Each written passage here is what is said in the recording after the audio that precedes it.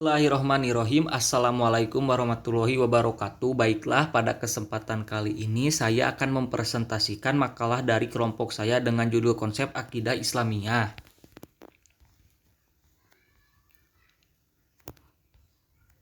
Poin yang pertama, ruang lingkup akidah. Akidah secara bahasa berasal dari kata ahdan yang berarti ikatan adalah keyakinan yang tersimpul dengan kokoh di dalam hati, bersifat mengikat dan mengandung perjanjian.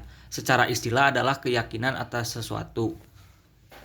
Dalam ajaran agama Islam, akidah Islam, al-aqidah al-islamiyah merupakan keyakinan atas sesuatu yang terdapat dalam apa yang disebut dengan rukun iman, yaitu keyakinan kepada Allah, malaikatnya, kitab-kitabnya, rasul-rasulnya, hari akhir, serta baik dan buruk.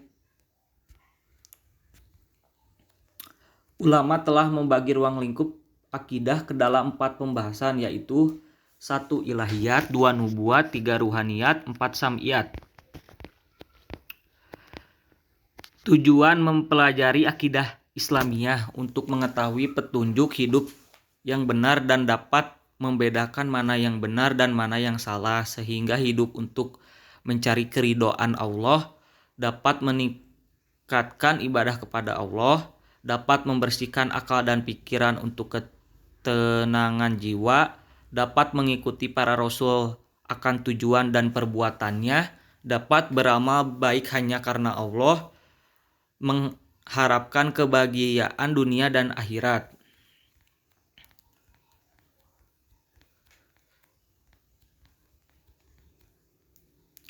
Sumber akidah Islam. Sumber akidah Islam adalah Al-Quran dan As-Sunnah. Artinya apa saja yang disampaikan oleh Allah dan Rasulnya wajib diimani, diyakini, dan diamalkan. Sedangkan akal pikiran bukanlah merupakan sumber akidah.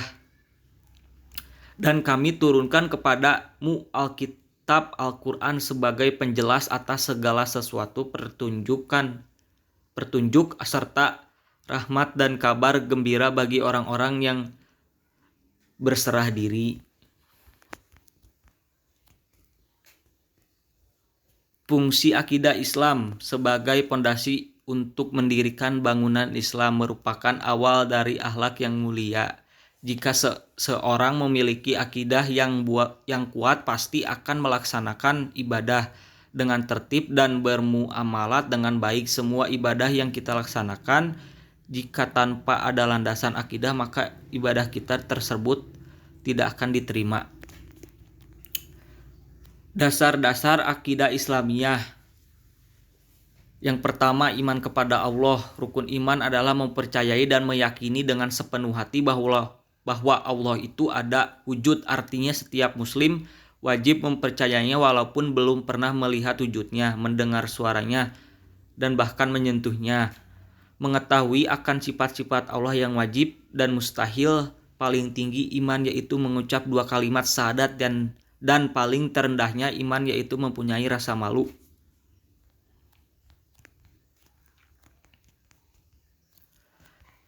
Yang kedua, iman kepada malaikat. Beriman kepada malaikat maknanya mengimani wujud dan penciptaannya, mengimani 10 malaikat dan tugasnya yang diketahui, sekaligus mengimani sifat-sifatnya, utamanya sifatnya malaikat sebagai makhluk Allah yang senantiasa patuh dan tunduk kepadanya.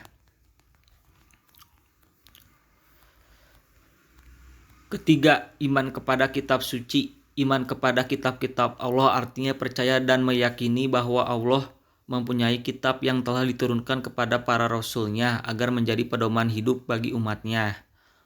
Hukumnya adalah fardu ain. Kitab-kitab yang berasal dari firman Allah seluruhnya ada 4. Yang pertama, Taurat diturunkan kepada Nabi Musa. Kedua, Zabur diturunkan kepada Nabi Daud. Ketiga, Injil diturunkan kepada Nabi Isa. Keempat, Al-Quran diturunkan kepada Nabi Muhammad. Keempat, iman kepada Nabi dan Rasul. Iman kepada Rasul berarti mempercayai dan meyakini dengan sepenuhnya hati bahwa Allah telah benar-benar mengutuskan Rasul-Nya. Allah mengutuskan para nabi dan rasul untuk memberikan tauladan akhlak yang mulia dan berpegang teguh terhadap ajaran Allah, mengutus para nabi dan rasul untuk memberikan tauladan akhlak yang mulia dan berpegang teguh terhadap ajaran Allah. Sifat-sifat yang ada pada diri nabi dan rasul adalah sidik artinya benar, amanah artinya dapat dipercaya, patonah artinya bijaksana dan cerdas, tablik artinya menyampaikan.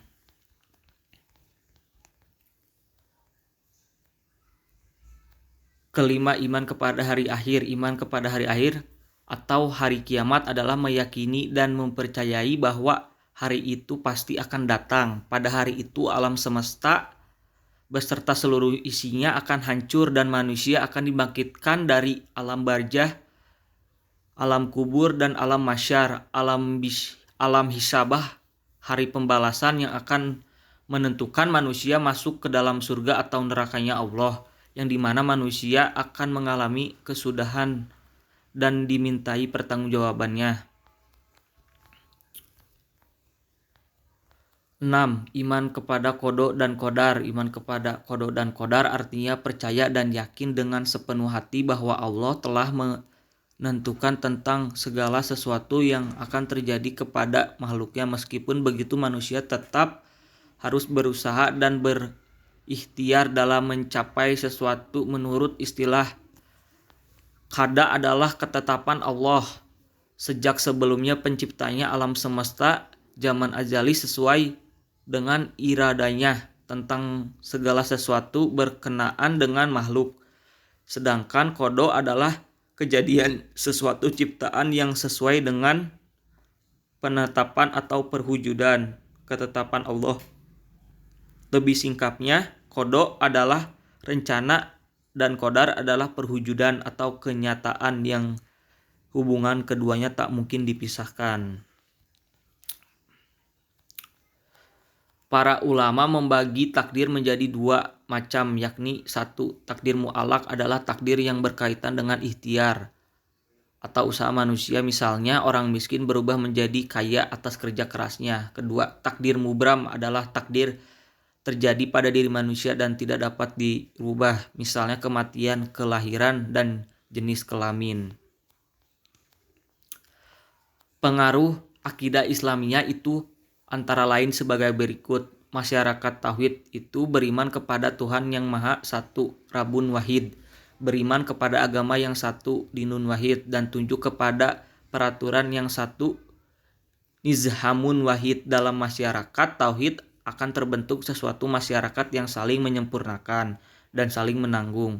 Akidah Islamiyah akan membentuk satu ikatan ideologis, rawitan mabda'iyah, di antaranya anggota masyarakat secara kuat dan berkelanjutan, yakni ikatan ukhuwah Islamiyah. Sekian dari kelompok saya. Syukron. Assalamualaikum warahmatullahi wabarakatuh.